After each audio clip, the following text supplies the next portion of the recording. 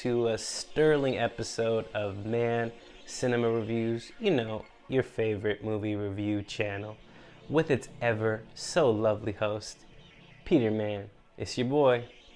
What's up, y'all? Today we got two new reviews for you, one being Bones and All, and the other one being The Glass Onion. But before we get to those titles, go ahead and press like, subscribe, and be sure to hit the notification bell as well to notify you of any new reviews to this channel. As always, thank you very much for choosing Man Cinema Reviews. The first film is the latest, directed by Luca Guadagnino. Bones and All tells the tale of a young cannibalistic couple, Lee, played by Timothée Chalamet, and Marin, played by Taylor Russell, runaways that set out on the American heartland in the 1980s.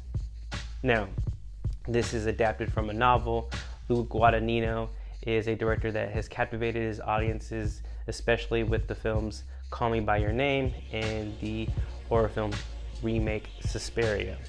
Now, with this film, it's a little bit of a melding of the two genres. Previously, we have a romantic horror film of a cannibalistic couple. I think that Taylor Russell and Timothée Chalamet's just kinetic energy and the vibes that they bring is very captivating, and you get wrapped up in their love story. But again, this film is mostly centered around Taylor Russell's journey. It's an odyssey of this 18-year-old girl. It's a coming-of-age story.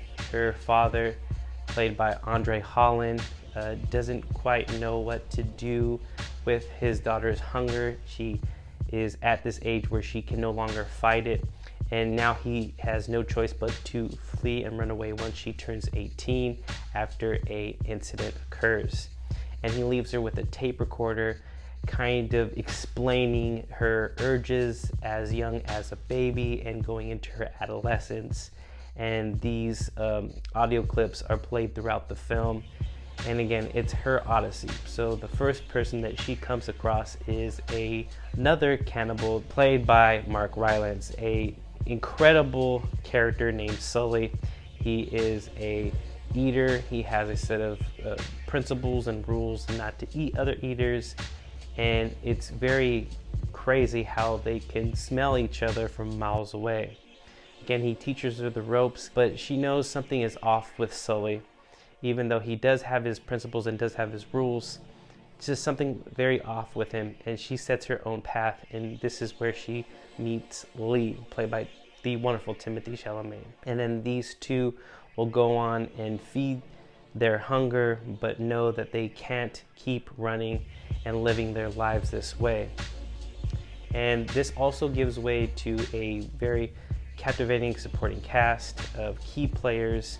And I won't name names, but there is a director that plays a creepy little part, and he redeems himself with releasing a horrendous horror film this past Halloween season, and I won't give that away. But he does play a key role, as well as Michael Stuhlbarg. I think that this is one of the greatest scenes in the film. It sets the tone. It gives you the reason why the film is called Bones and All.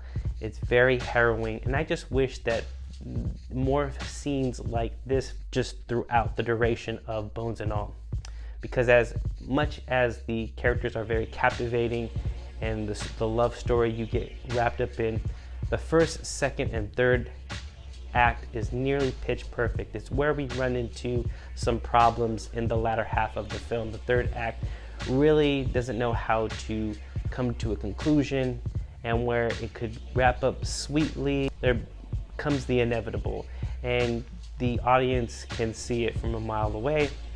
However, with the film's shortcomings, I did get caught up with this cannibalistic love story.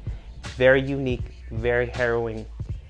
Again, I feel like near pitch perfect.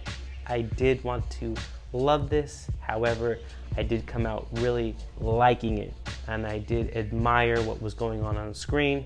It just wasn't the masterpiece that I was hoping for. But Bones and All still is a strong film, and Man Cinema Reviews will give it a 4.5 stars. going on to The Glass Onion. It is the follow-up to 2019's Knives Out, directed again by Rian Johnson. Again, with an ensemble cast with Edward Norton, Janelle Monáe, Kathryn Hahn, Leslie Odom Jr., Kate Hudson, and Dave Bautista. This film follows Miles Braun, Edward Norton's tech billionaire, sets up a murder mystery on his remote Greek island. However, when someone does end up dead, this in turn will bring back Benoit Blanc, played by Daniel Craig, to solve the mystery. With this film, however, I don't feel like it's as polished and as poised as the first film is. I think that the murder mystery is lacking in this film. But let me go with the biggest takeaways of a great ensemble cast, especially Edward Norton really steals the show as the tech billionaire.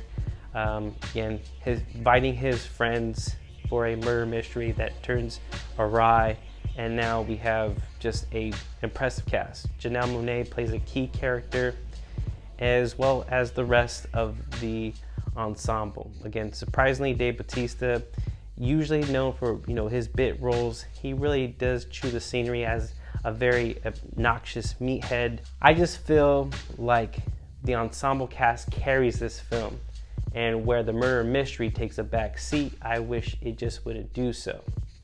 As well as a middle section that's a little bit disjointed, and when there's a big reveal, I don't know how to feel with a duality of a certain character. I do really like how Benoit Blanc, Daniel Craig's character, continues. However, I did see some shortcomings that I didn't see with his character in the first film brought to light in this film. But like I said, a really big crowd pleaser, never boring. I just wish it would live up to the poised, polished, sophisticated murder mystery that the first one had, where I just think that the second one is lacking just a little bit. And Cinema Reviews will give The Glass Onion a 3.5 stars. Thank you very much. Let me raise a glass to my subscribers, and we'll see you on the next one. Peace.